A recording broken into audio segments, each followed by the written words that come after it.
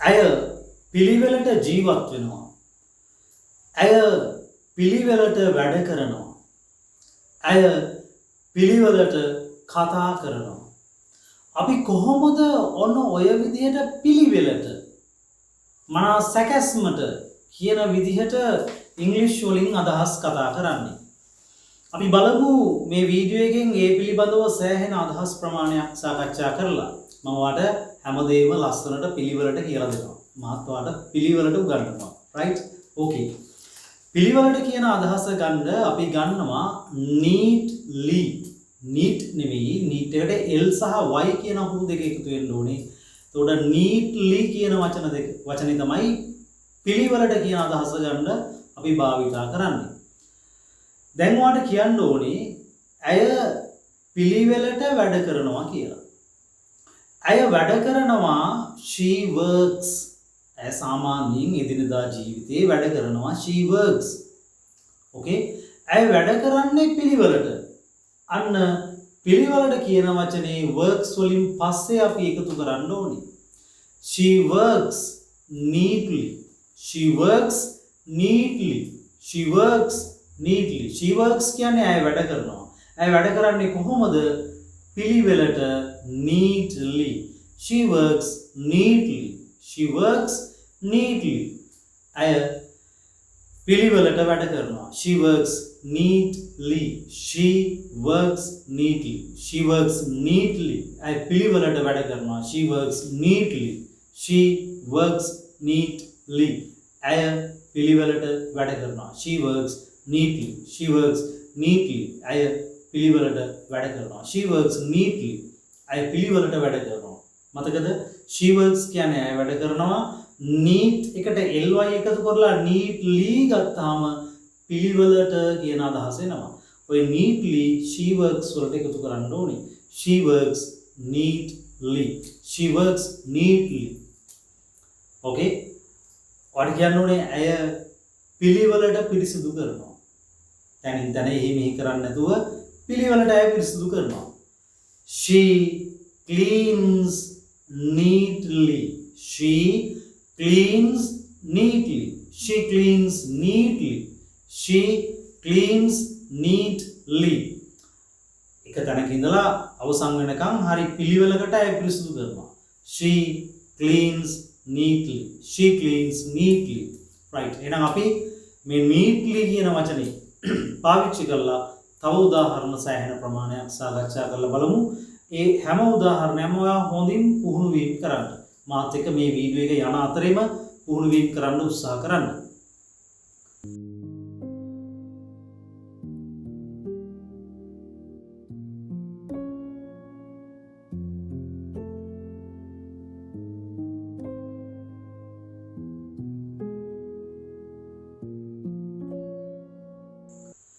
දැන් ඔයාලට කියන්න ඕනේ ඇය පිළිවෙලට අඳිනවා. ඇය පිළිවෙලට අඳිනවා.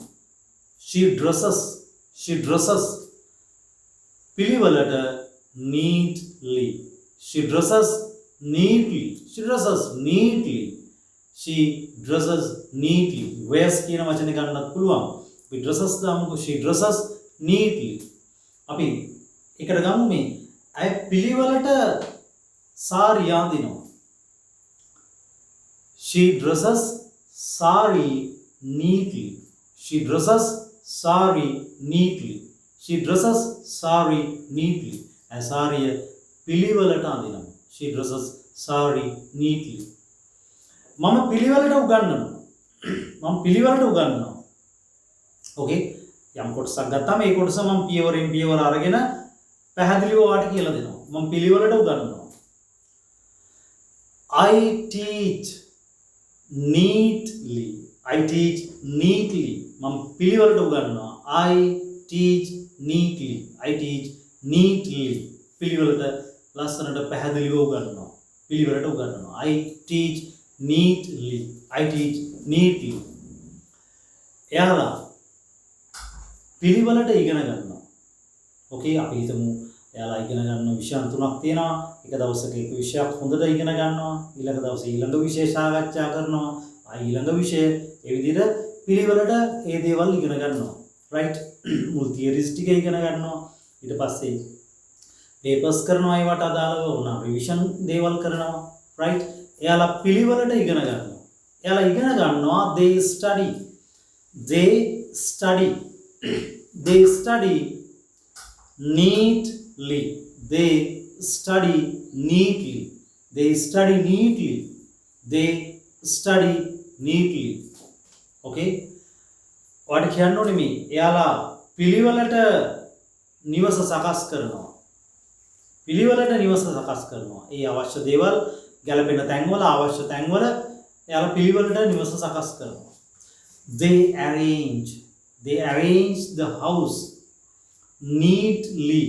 They arrange the house neatly. එයාලා නිවස පිළිවෙලට සකස් කරනවා. අපි හිතමුකෝ දැන් ඔයා දකිනවා කට්ටියක් නිවස පිළිවෙලට සකස් කර ඉන්නවා. සාමාන්‍යයෙන් එයාලා නිවස පිළිවෙලට සකස් කරනවා නම් they arrange the house neatly. හැබැයි මේ වෙලාවේ ඔයා දකිනවා එයාලා එහෙම කර ඉන්නවා. එතකොට මේ වෙලාවේ සිද්ධ වෙන දෙයක්. They are arranging the house neatly. They are arranging the house neatly. එයාලා නිවස පිළිවෙලට සකස් කර ඉන්නවා. අපි හිතමුකෝ එයාලා පිළිවෙලට නිවස අලංකාර කරනවා. මේ වෙලාවේ ඔයා දකිනවා එයාලා ඊටාම පිළිවෙලට නිවස අලංකාර කර ඉන්නවා. They are decorating the house neatly. They are decorating the house neatly. They are decorating the house neatly. Okay? They are decorating the house neatly. They are decorating the house neatly. ඔහු හැමදේම පිළිවෙලට පැහැදිලි කරනවා. ඔහු පැහැදිලි කරනවා හැමදේම පිළිවෙලට. ඔහු පැහැදිලි කරනවා he explains everything. හැමදේම කොහොමද පැහැදිලි කරන්නේ පිළිවෙලට? He explains everything neatly.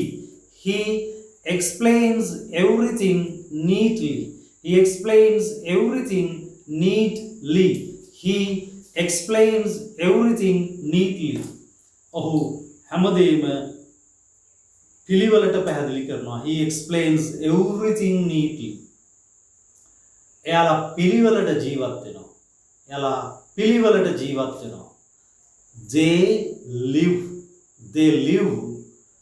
neatly. They live neatly.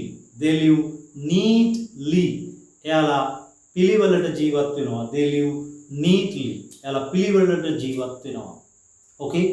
Clear? හරි. Then ඔය neatly කියන වචනේ ඒක neat කියන NEAT කියන neat කියන වචනෙට L සහ Y අකුරු දෙක එකතු කරලා තියෙන්නේ. neat කියන එක adjective එකක්. නාම විශේෂණ පදයක්. ඒ නාම විශේෂණ පදයට L අකුරයි Y අකුරයි එකතු වුණාම ඒක ක්‍රියා විශේෂණ පදයක්. adverb එකක් බවට පත් වෙනවා. Okay? ඒක තමයි අපි neatly භාවිතා කරන්නේ. එතකොට කරන ක්‍රියාවක් පිළිබඳව පැහැදිලි කිරීමක් කරන්න තමයි අපි adverb භාවිතා කරන්නේ. ඒ වගේ තව භාවිත තියෙනවා. right? okay? අපි හිතමුකෝ ඇය පිළිවෙලට කතා කරනවා.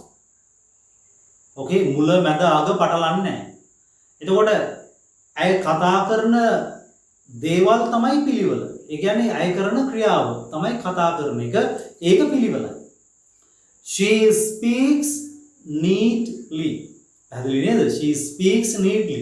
එතන neatly කියන වචනයෙන් adverb එකෙන් විස්තර කරන්නේ neatly කියන වචනයෙන් විස්තර කරන්නේ අර speaks කියන ක්‍රියාව. එතකොට ක්‍රියාවක් විස්තර කරන වචනයක්. ක්‍රියා විශේෂණයක්. She speaks neatly. adverb එක. She speaks neatly. She lives neatly. She works neatly. I teach neatly. Right? Okay. Hope you could understand the examples that I explained here. මම මෙහිදී පැහැදිලි කරපු examples ඔයාලට පැහැදිලි වෙන්නේ නැති කියලා හිතනවා. Right? Okay. Then that's enough for the day. Let's meet with another useful and very practical video like this. So, goodbye and take care.